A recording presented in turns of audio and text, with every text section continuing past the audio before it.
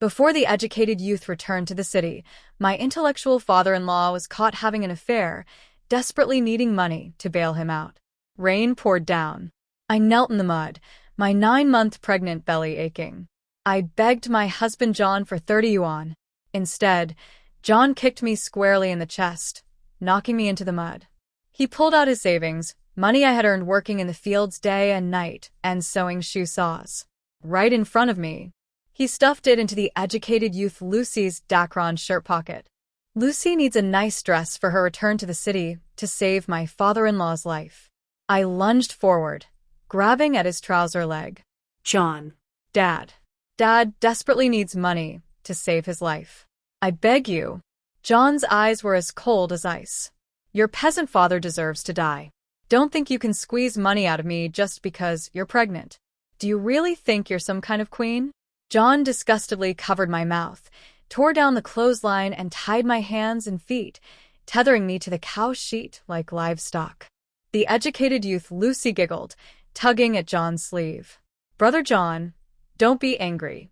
Jane is just afraid you two will make it big in the city and abandon her, trying to extort money. John rolled his eyes, his polished leather shoes grinding hard on my hand, trying to support myself. From now on, you're going to be the daughter-in-law of a respectable family. Change your peasant, lying, poor ways. With that, he gently led the educated youth, Lucy, sharing an umbrella, and left the cow sheet. Amniotic fluid mixed with blood soaked my pants. Father-in-law, still waiting for money to save his life. I dragged my legs, marked with bloody welts from the rope, like a dying dog with blue and swollen hands. I crawled inch by inch towards the cow sheet door. The rain was really heavy. Muddy water kept pouring into the cow sheet. Violent contractions racked me with pain, making me throw my head back and scream. John bolted the corrugated iron door of the cow sheet shut.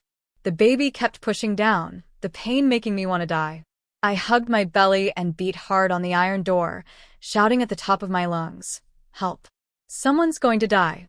My belly bulged out, the baby's feet almost breaking through my skin. Rainwater mixed with the constant flow of blood. The cold wind blew in through the cracks, wet and cold, making me shiver all over.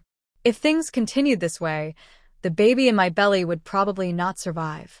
I heard approaching footsteps. I desperately squeezed my face into the crack of the door. I saw Lucy wearing a brand new lace dress. I trembled and reached out my bloody hands. Sister Lucy, I'm about to give birth. Please ask John to go and get the midwife. Lucy poofed with laughter, holding a flowered umbrella, looking down at me from above. Her newly permed hair exuded the unique scent of hair oil from the state-run barbershop. Brother John said that you peasant women give birth like animals. Who are you screaming for? She moved the bolt. If you yell again, believe me, I'll stuff your mouth with cow dung. Ignoring Lucy's humiliation, I crawled out desperately. But Lucy suddenly raised her foot, the new leather shoe stepping on my head, pressing my face into the mud. "Want to run?" The small heel of the leather shoe slowly ground into the back of my head. She ripped open the collar of my coarse cloth shirt. Sharp fingernails scratched bloody marks on my chest. She forcibly pulled out the 2 yuan I had sewn inside, keeping it for emergencies. "Please, Sister Lucy, take the money. I won't report you for stealing. Please ask John to let me out, otherwise my baby and I will die." I lay humbly on the ground. My whole body trembled with pain, letting the muddy water keep pouring into my mouth. I had no strength left. In the distance, John called out, "Lucy, come once you've got the money." Lucy sneered. "Jane, Brother John told me where to get this money and told me to take it. Mr. Smith will be heavily relied upon when he returns to the city this time. Brother John has a bright future. Do you think he still cares about your and your bastard's life and death? A peasant is a peasant. You still expect that giving birth to a little one will get you into the city to live a good life?" Lucy said, kicking me back into the cow sheet. Holding my money, she turned and ran away triumphantly. Lucy latched the tin door of the cow sheet. I curled up in the damp pile of straw, convulsing in pain.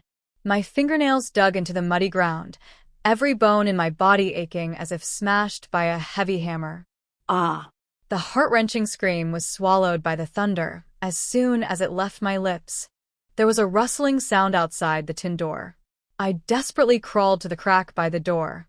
Through the gap, I saw the terrified face of the mute child who hurt Dead the cattle. "Help me. Go get someone."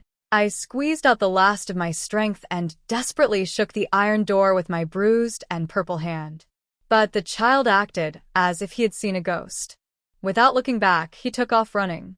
As if a single step slower, he would be devoured alive by a demon. Only then did I notice that my arms were covered in bloody scratches. The skin of my hand, torn by the tin, was turning inside out. My hair was disheveled, and my whole body was covered in mud and water. Even a female ghost crawling out of hell wouldn't look worse than this. The excruciating pain of childbirth felt like tearing me apart alive. I leaned my head back and slammed it against the wall, my face already indistinguishable between rain and tears. I couldn't understand why John would do this to me. Ever since I married him, every day at the first cock's crow, I had to get up in the dark. John's mother was paralyzed on the heated brick bed in the West Room, and she would make a fuss 3 times every night. She would deliberately make a mess, then grab the chamber pot and throw it at me, leaving me covered in bruises without a single patch of good skin. When she was unhappy, she would pour scalding corn porridge on my face, burning a string of blisters. That was also a common occurrence. Only after taking care of her mother-in-law would the sky just barely turn a fish belly white. Then I would have to carry 2 hoes to the fields. John was an educated man. He couldn't do hard labor. His share of the work was all dug out for him Robbie Row in the middle of the night. Once I was so tired that I fell on the ridge of the field, and when I woke up, my mouth was full of mud and dirt. I still had to rush back to change his mother's diaper and wipe her body. I couldn't stop. Summer or winter. Summer was okay, but in winter my hands were always frozen like rotten pears. And I would still be beaten and cursed by Jay's mother. Every time I felt like I was better off dead. John would always caress my hand affectionately. His face was full of gratitude towards me. The day his mother, plump and well cared for, was properly seen off, John took my hand and said that he would never let me suffer again. He said that from now on he would rely on his own 2 hands to earn money and give me a good life. He would buy me snow cream. He would buy me Dacron. I gritted my teeth, shivering as I clutched my stomach. I fainted from the pain. When I opened my eyes again, it was the stench that woke me up. A hunchbacked beggar was nibbling at my neck with his stinky mouth. Get away." The beggar grinned, revealing his incomplete yellow teeth, his bark-like hands ceaselessly touching my bare calves. "It's raining so hard. Let's have some fun with Big Brother." As he spoke, his rough palm ripped open my clothes. A huge wave of disgust and fear instantly swept through my entire body. "Get out." I grabbed the straw under my hand and poked it into the beggar's eyes, but he slapped me back with his hand, causing a buzzing in my ears. "You little __, you dare hit me." His filthy hands covered my mouth and nose. And in the suffocating dizziness, the baby in my belly suddenly squirmed violently, the excruciating pain making my vision go black. The beggar tore off my belt, his knees violently pushing apart my trembling legs. The smell of sweat, the stench of mud mixed with the smell of blood filled my nostrils. I desperately protected my belly, the rotten straw piercing the wounds on my back. But I didn't care about the pain. The beggar tore open my pants, panting heavily. "Anyway, your man doesn't want you anymore. Abandoning you here when you're about to give birth. Let Big Brother comfort you." His dirty hands reached down between my legs and I screamed in pain. A violent contraction struck, and I felt the baby in my belly constantly dropping. "Damn you." The beggar screamed and pulled back his hand covered in blood. "She's really giving birth." In extreme pain and humiliation, I looked at the only living person in front of me. Please help me find a midwife. I won't tell anyone about what happened just now." I could barely breathe from the pain, my fingernails digging 5 bloody marks deep into my skin. The baby seemed to be stuck, and every contraction brought a pain like 10,000 arrows piercing my heart. The old beggar pulled up his pants and retreated backwards. "Bad luck. _ bad luck. The rain seemed to have stopped. I faintly heard John's footsteps not far away and Lucy's laughter. John, help. Save me and the child. I'm going to give birth. The beggar rushed over in fright, pinning my arms and legs down, tightly covering my mouth. I desperately twisted my body, but the beggar's knee pressed against my stomach, causing countless golden stars to explode before my eyes. The sounds from not far away gradually approached. The footsteps of a man and a woman stopped at the door of the cow sheet. My tears fell nonstop like broken pearls. Through the crack in the door, I saw the neatly pressed cuffs of John's trousers. Finally, he had finally come to save the two of us. The beggar on top of me trembled in fear. But John's impatient voice came from the doorway. Jane, stop pretending. I told you to reflect properly, and you're still not improving. You're an embarrassment. Still pretending to be pitiful here, crying and wailing for who to see. My heart immediately sank. Why didn't he believe me? Lucy chuckled. Brother John, is Jane really going to give birth? Click. It was the sound of the latch being touched. Should we go in and take a look? Oh God. At this moment, I was extremely grateful to Lucy. Then came the sound of leather shoes kicking the tin door. Forget it. Don't dirty your hands. Let her learn a lesson in there. A bucket of dirty water suddenly splashed in through the crack in the door, chilling me to the bone.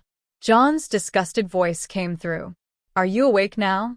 I didn't bother with your disgraceful, dying father, and now you're playing the premature birth trick to extort money again.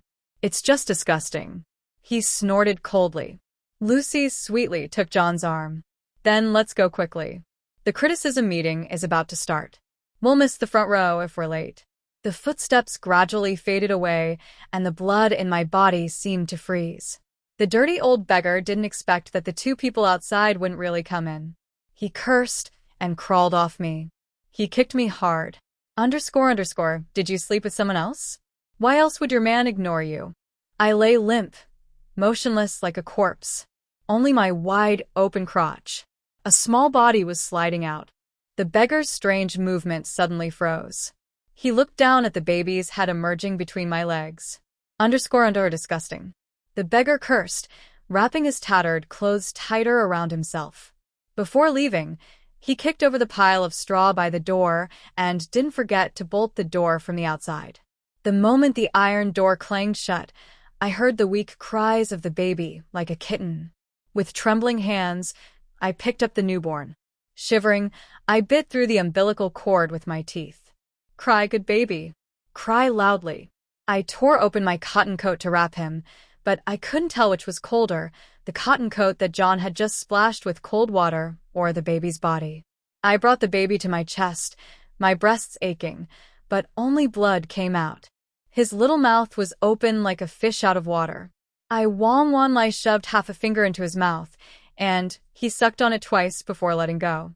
His body slowly turned an unsightly bluish white. Mommy will warm you up. I held him close to my heart, desperately rubbing his body back and forth with both hands, but the baby in my arms was breathing weaker and weaker. At first, there were still a few weak cries.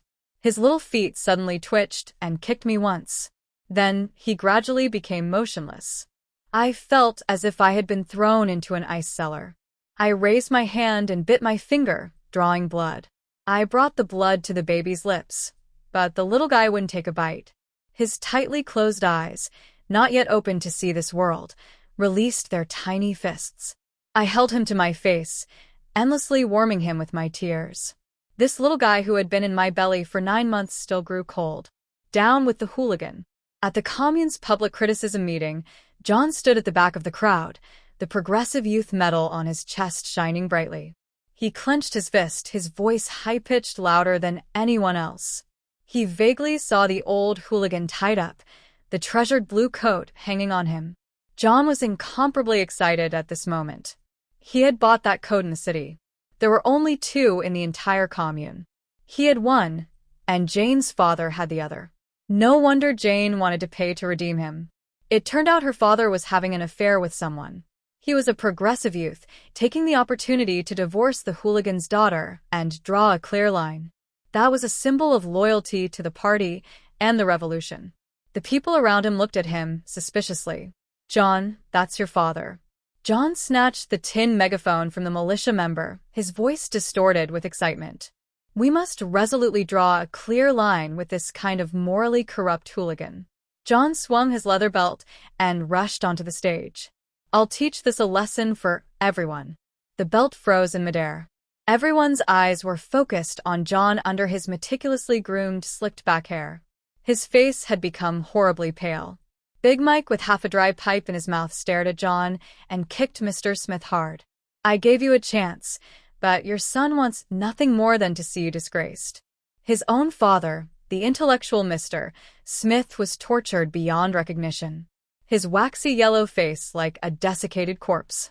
2 lines of muddy tears rolled down his face. His mouth was stuffed with smelly socks, unable to utter a single word. John was as if struck by lightning, frozen in place, watching his own father, unable to move. His lips moved, but he couldn't utter a word for a long time. None of the onlookers weren't watching him with their arms crossed. John's political awareness as an educated youth is really high. His own father got into a shameless mess, and he's the loudest in scolding.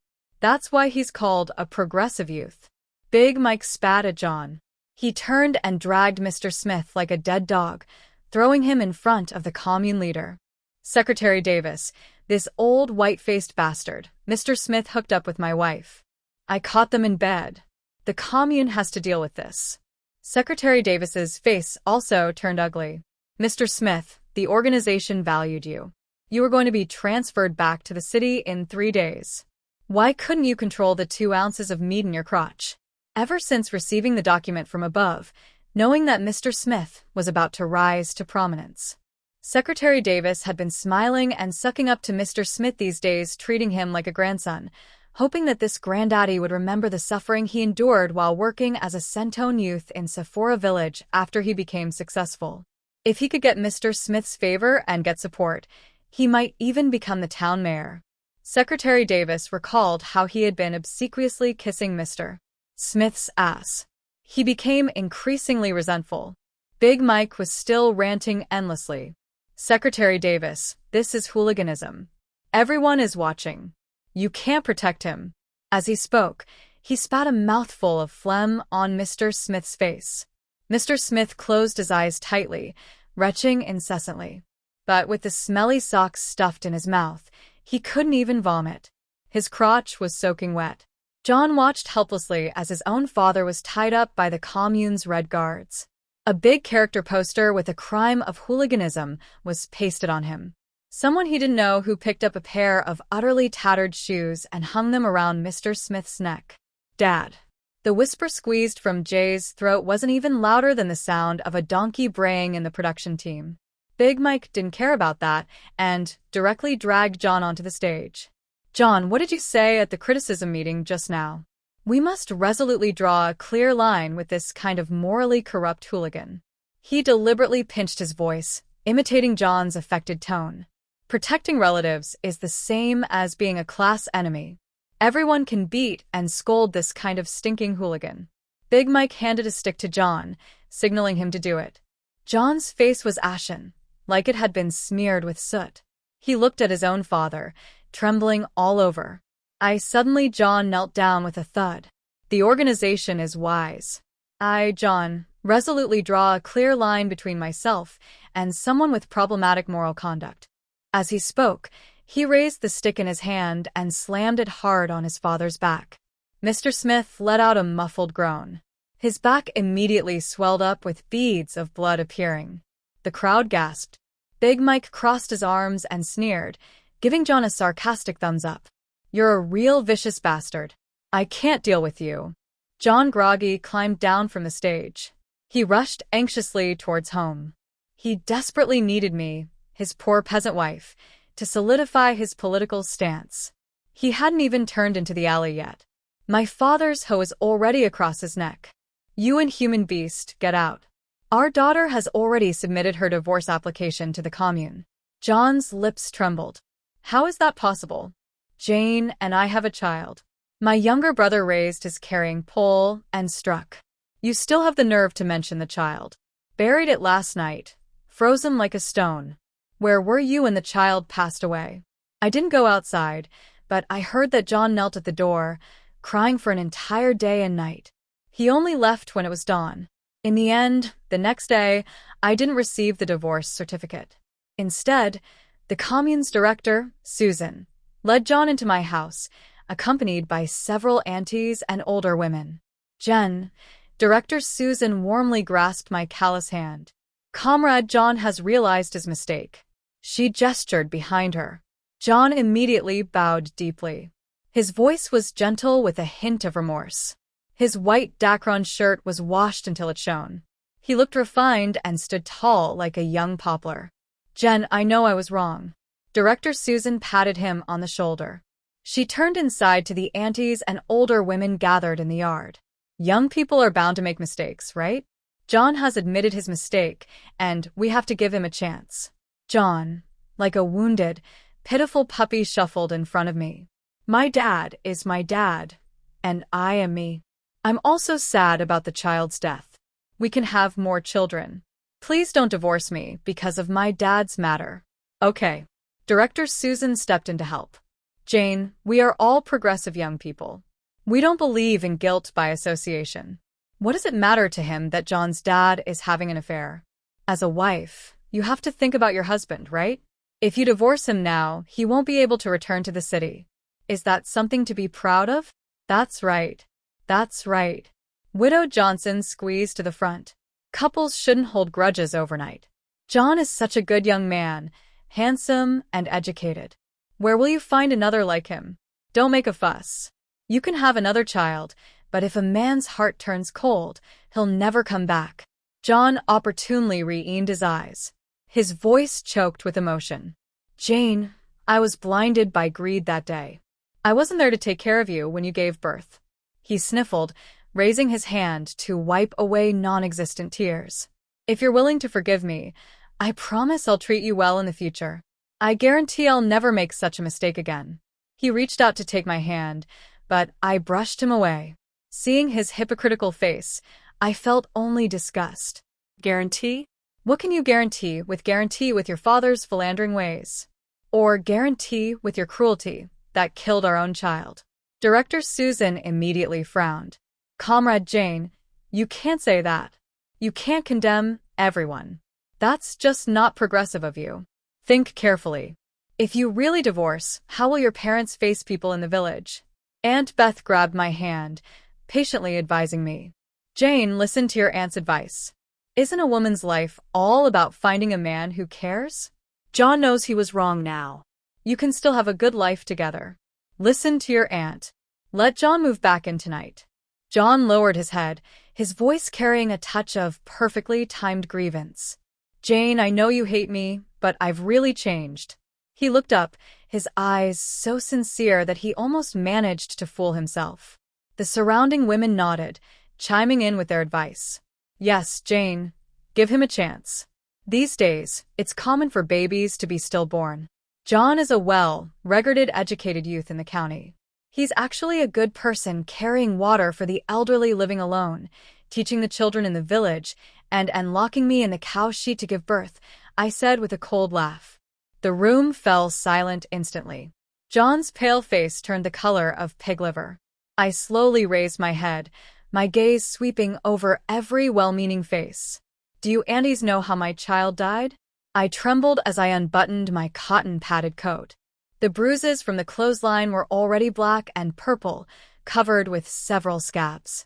They were wrapped around my wrists and ankles like poisonous snakes, a shocking and terrifying sight. The bruises on my chest and stomach, kicked by leather shoes, were swollen and yellowing. Everyone present gasped. They were all farmers used to being rough and clumsy. The young girls and married women secretly envied me being able to marry a refined and educated man like Goose Son. Who would have thought that the educated man was a beast, treating his own wife like an animal? Director Susan's eyes re-opened on the spot. She refused to say another good word for John. She started scolding John. You were born and raised by your parents. How can you be so wicked? No wonder the child was born dead. I bet you beat her to death while she was pregnant. Several aunties gathered around helping me close my clothes, righteously protecting me. I've never seen anyone bullied like this. Jane was beaten like this when she was 9 months pregnant, living behind closed doors. Who knows what they did to her when no one was watching? He looks respectable with his glasses on, but he's crueler than a landlord in secret. John's mouth opened and closed. I didn't. He wanted to say that he didn't beat me, but everyone was watching with their own eyes. No matter how shameless John was, he couldn't utter such lies. Comrade Jane, it's against the law to beat and imprison someone in a cow sheet. You should sue him and make him face the law. Several women comrades advised me in unison. John's face, which had been pale from lack of sleep for days, was now as black as the bottom of a pot. He clearly wanted them to persuade me to reconcile. How did things turn out like this? John suddenly lunged forward and grabbed my wrist. Jane, I didn't mean to. I just wanted to teach you a lesson. Tell everyone it was a misunderstanding. Slap. A loud slap landed on Jay's face. Aunt Sue from the production team, with her thick arms, stood between us. Do you think we're all blind? These scars can't grow on their own. I raised my hand to wipe away the tears on my face. My eyes filled with unconcealable hatred as I looked at John when the child was frozen to death.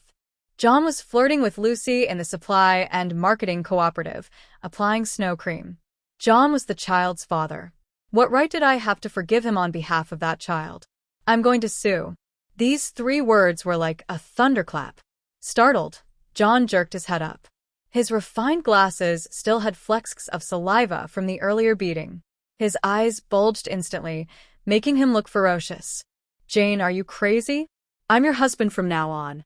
From now on, I sniffled, took out the blood-stained swaddling cloth from my bosom. When the child froze to death alive, why didn't you say you were my husband?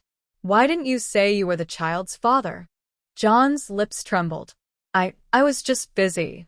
I didn't have time. I threw half a supply and marketing cooperative receipt in his face. Busy using my hard-earned money to buy dresses and vanishing cream for your good sister. The aunties' and grannies' resentment towards John deepened even further. Some even grabbed Lucy's hair directly. Bah, shameless hussy. I think this Lucy is no good either. Maybe she and John have been hooking up and committing adultery for a long time. Lucy's tears streamed down her face in pain.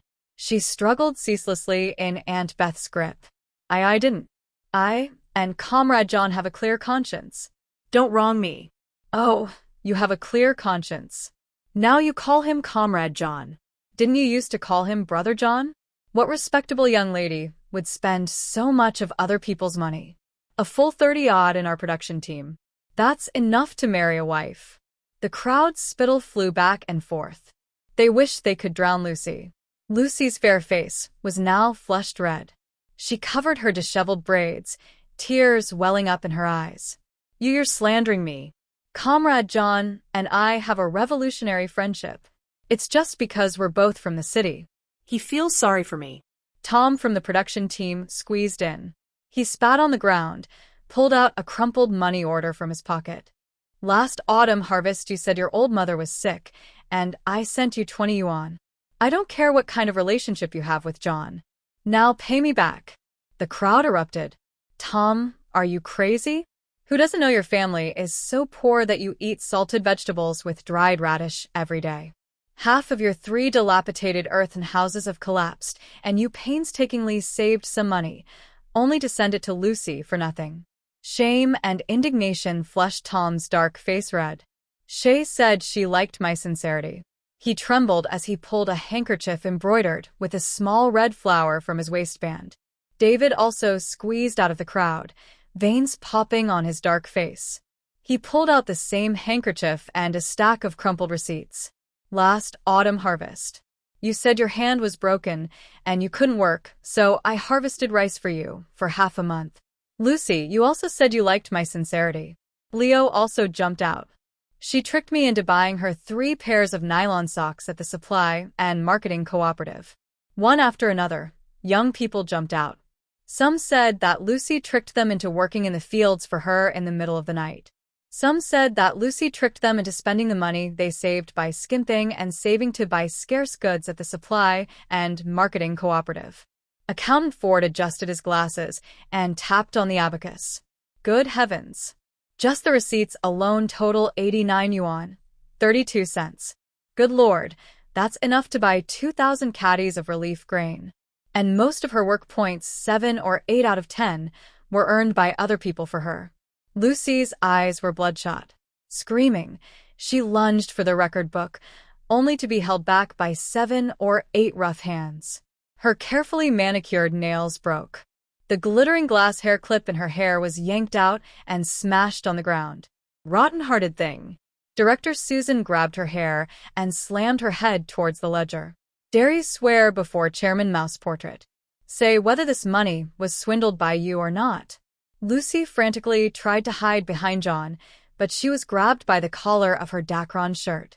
Everyone look. This fine fabric was bought with the money Jane made sewing Saul's day and night with a rip. Her collar was torn open with a thud. A carefully hidden slip of paper fell out of her inner pocket. The usually frail Lucy suddenly struggled like a pig about to be slaughtered for the new year. Accountant Ford stepped forward, picked it up, and his eyes widened as he read it. This is a receipt for an abortion from the county hospital. Everyone's eyes fell on John. Lucy instantly panicked. Her slender white fingers clenched tightly at the hem of her clothes, trying to defend herself. That's for my cousin. But even a fool wouldn't believe that. Shameless hussy. Director Susan pinned Lucy's head to the ground. Always faking sickness to avoid labor. So that's where all your energy went to the bed. Several strong laborers who had been taken advantage of rolled up their sleeves and were about to step forward. She suddenly screamed and grabbed John's leg. John, say something. You're the one who took me to the city. You know, I was accompanying my cousin. John was staring at her as if she were something filthy, his gaze colder than winter icicles. Veins bulged on his forehead as he clenched his fists. I have nothing to do with who got Lucy pregnant. I just gave her a ride to the city out of revolutionary friendship because I heard she was going. Who knew she was going for an abortion? Lucy felt like the sky was falling. She had indeed accompanied her cousin for an abortion, keeping the receipt to blackmail her later in the hopes of extorting something from her in the future. If it had been her own abortion, she would have tore it up long ago. But Jay's words put all the blame on her. Oh, Widow Johnson dragged out the sound. Revolutionary friendship that you drill into the barn every day. Do you think we're all fools? The crowd burst into an uproar. John, we've seen you two going into the barn and Hastack several times. Tell everyone what kind of friendship needs to be discussed in the middle of the night. John's face turned deathly pale. He looked down on Jane, his wife, for being a peasant. Lucy was from the city, wanting nothing in return, only saying she admired him and throwing herself at him. He figured it was a waste not to sleep with her. Though. Lucy cowered in the corner, trembling, her face a mess of face cream and tears. Director Susan, I was just studying with Comrade John, because he's educated. Bah, how can you even say that? You tricked John into locking his 9-month pregnant wife in the cow sheet. Were you trying to kill her on purpose? I think she's evil. She wants to kill Jane and the baby in Jane's belly, so she can go to the city with John's family and enjoy the good life. Big Mike kicked over a stool. I've seen through it a long time ago. The father and son are of the same kind. The old one commits adultery. The young one commits adultery. And now they want to kill someone. Lucy tugged at John's sleeve. John, say something. I didn't harm Jane. You were the one who tied her up and threw her into the cow sheet. Shut up. John violently shook her off, wishing he could cut off her tongue. Lucy stumbled and fell into the slop bucket. John stood there, feeling the world spin. He saw Secretary Davis tearing his recommended for educated youth returning to the city form into pieces. Comrade John, the commune will transfer you to the Public Security Bureau for the crimes of abuse, illegal detention, and hooliganism. Comrade Lucy, the commune will transfer you for the crimes of hooliganism, speculation, and instigating others to commit abuse. Seeing the expressions of John and Lucy, which were as if they were experiencing a fate worse than death, I seemed to hear the faint cries of a child again. This time, he could finally rest in peace underground. I divorced John. In the golden autumn of October, I boarded a bus to the county seat. Students across the country were now returning to school. My father sent my younger brother and me to the city to study in high school. He told us to study hard and go to university in the future. After experiencing the John incident, I actually hated those educated intellectuals somewhat. But my father said it wasn't the intellectuals who were bad, but their hearts. Among those who till the land, there are good people and bad people. Among the educated intellectuals, there are good people and bad people as long as you keep your heart in the right place. A person's heart won't turn bad just because they have read more books. I sat in the bright classroom listening to the teachers teach knowledge. 3 years passed quickly. When I returned to the village again, John had been released from prison. He had become dark and thin, his whole person emaciated. He was no longer the refined gentleman he once was. John blocked my path to the fields, his withered hand grabbing my sleeve and refusing to let go. Jane, I know I was wrong. Everything in the past was my fault. I apologize to you. A day as husband and wife is worth 100 days of grace. Shouldn't we as husband and wife live as harmoniously as before? Seeing that I didn't react, John knelt down on the spot. He raised his hand and repeatedly slapped himself in the face. I'll never shout about returning to the city again. And I'll never look down on people again. I'll stay in the village steadily, honestly, accompanying you to farm the land for the rest of my life. Several aunts and older women in the fields next to us. Seeing him in the state couldn't help but poof and burst out laughing. Oh, you don't want to go to the city. Jane is going to the city, who wants to farm with you for the rest of her life. John heard these words. His whole person became like a mad dog, frantic. He suddenly pushed me hard.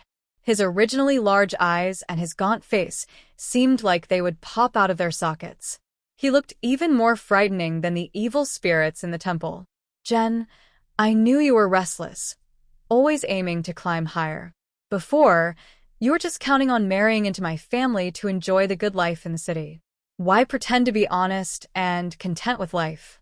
I only spent half a year in jail, and you've already hooked up with a wild man wanting to marry into the city. How can you be so shameless? John's spittle sprayed on my face. He made as if to push me before I could even raise a hand to block him. Several strong men from the village pushed and shoved John to the edge of the field. What are you doing? You want to get physical? When you went back to the city, didn't you rely on your gangster of a dead father? Do you think everyone is as dirty-hearted as you? Sister Jane is a proper studious and hard-working person. She passed the university entrance exam. She's going to the city. She's the first college student from our village. The expression on Jay's face cracked on the spot. He muttered in disbelief, his head shaking like a rattler drum. Impossible. Jane, a country bumpkin. How could she pass the university entrance exam? I couldn't even pass it. I didn't bother to argue with John anymore. I turned around, shouldered my hoe, and went to work in our own field. Birds and fish are destined to travel different paths. I was the first college student from our village. I was the first young person from our village to go to the capital. Later, I was also the first in our village to have the opportunity to be recommended by the school for further studies abroad. And I was also the first to return home after achieving success in my studies to build up our hometown. It was already 10 years later when I truly returned to Locust Flower Village. I heard from the villagers. John initially married Widow Williams, who had a limp in the neighboring village. I don't know if he was traumatized in jail. He was always acting strange, muttering something repeatedly. Before long, Widow Williams kicked him out. He couldn't carry anything heavy, couldn't do manual labor, and refused to work to support himself. Before long, he was begging for food. He became filthy and smelly, living a life of hunger and feast. Soon, he became a complete beggar. One year, heavy snow fell. John froze to death in a shack made of cornstalks. When they carried him out, he was stiff. These things are too distant for me now. I listened casually, and continue to devote myself to the construction of my hometown, supporting agriculture, promoting the construction of factories. Our country is in a stage of rapid development. There are many things that need to be done. I hope that my hometown can catch up with the east wind of the times and that the villagers can all become prosperous and that we can jointly create a better future.